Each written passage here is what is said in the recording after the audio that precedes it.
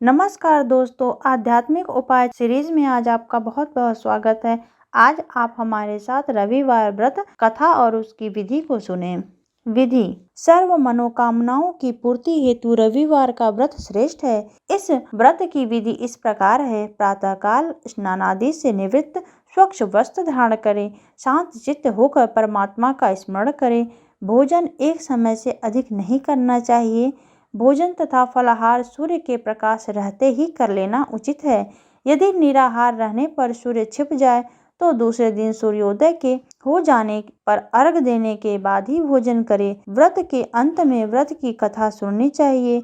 व्रत के दिन नमकीन तेल युक्त भोजन कदापि न ग्रहण करें। इस व्रत के करने से मान सम्मान बढ़ता है तथा शत्रुओं का क्षय होता है। आँख की पीड़ा के अतिरिक्त अन्य समस्त पीड़ाएं दूर होती हैं। रविवार व्रत कथा: एक बुढ़िया थी। उसका नियम था प्रति रविवार को सवेरे ही स्नान करके घर को गोबर से लीप कर फिर भोजन तैयार कर भगवान को भोग लगाए तथा स्वयं भोजन करती थी। ऐसा व्रत करने से उसके घर अनेक प्रकार के धन धान्य से पूर्ण थे।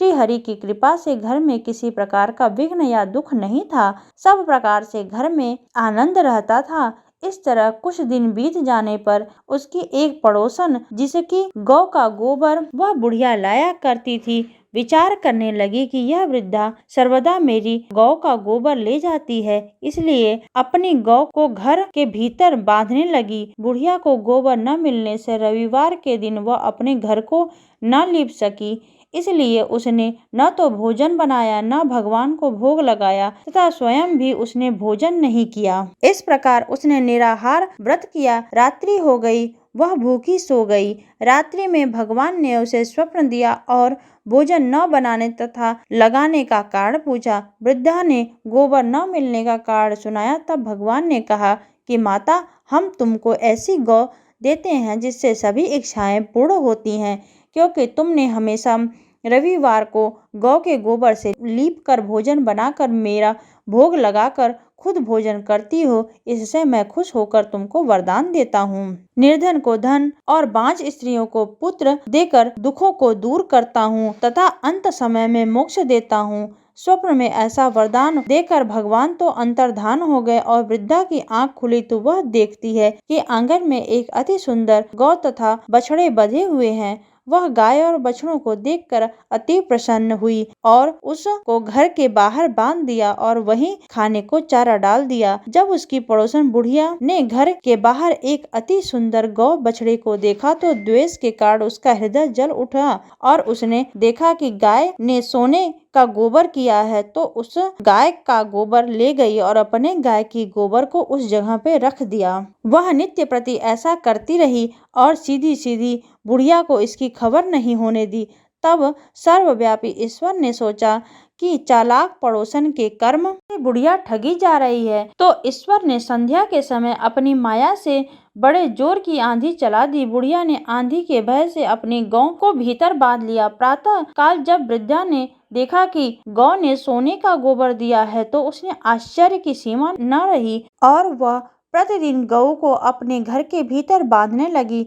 उधर पड़ोसन ने देखा कि बुढ़िया गऊ को घर के भीतर बांधने लगी और उसका सोने का गोबर उठाने का दाव नहीं चलता, तो वह ईर्ष्या और डाह से जल उठी और कुछ उपाय न देख पड़ोसन ने उस देश के राजा को की सभा में जाकर कहा, महाराज, मेरे पड़ोस में एक वृद्धा के पास ऐसी गऊ है जो आप जैसे राजाओं के योग्य है। वह नित्य सोने का गोबर देती है। आप उस सोने के गोबर से प्रजा का पालन करिए। वह वृद्धा इतने सोने का क्या करेगी? राजा ने यह बात सुन अपने दूतों को वृद्धा के घर से गऊ लाने की आज्ञा दी। वृद्धा प्रातः ईश्वर का भोग लगा भोजन ग्रहण करने जा रही थी कि राजा के कर्मचारी गऊ खोलकर ले गए। वृद्धा काफी रोई चिल्लाई, किंतु कर्मचारियों के समक्ष कोई क्या कहता। उस दिन वृद्धा गऊ के वियोग में न भोजन किया न रात भर सो पाई और ईश्वर से प्रार्थना कर रही थी कि उसकी गऊ वापस मिल जाए। उधर राजा गऊ को देखकर बहुत प्रसन्न हुआ, लेकिन सुबह जैसे उठा सारा महल गोबर से भरा दिखाई देने लगा। राजा यह देख घबरा गया। भगवान ने रात्रि में राजा को स्वप्न में कहा कि हे राजा, गाय वृद्धा को लौटाने में ही तेरा भला है। उसके रविवार के व्रत से प्रसन्न होकर मैंने उसे यह गाय दी थी। प्रातः होते ही राजा ने वृद्धा को बुलाकर बहुत से धन के साथ सम्मान सहित गऊ बछड़ा लौटा दिया। उसकी पड़ोसन को बुलाकर उचित दंड दिया। इतना करने के बाद राजा के महल से गंदगी दूर हुई। उसी दिन से राजा ने नगर निवासियों को आदेश दिया कि राज्य की तथा अपनी समस्त मनोकामनाओं की पूर्ति के लिए रविवार का व्रत रखा करो। व्रत करने से नगर के लोग सुखी जीवन व्यतीत करने लगे। कोई भी बीमार तथा प्रकृति का प्रकोप उस नगर पर नहीं होता था। सारी प्रजा सुख से रहने लगी। हे ईश्वर, जैसे आपने उस बुढ़िया और उस राज्य पे अपनी कृपा बनाए रखी, वैसे ही हम सब पर अपनी कृपा बनाए रखें।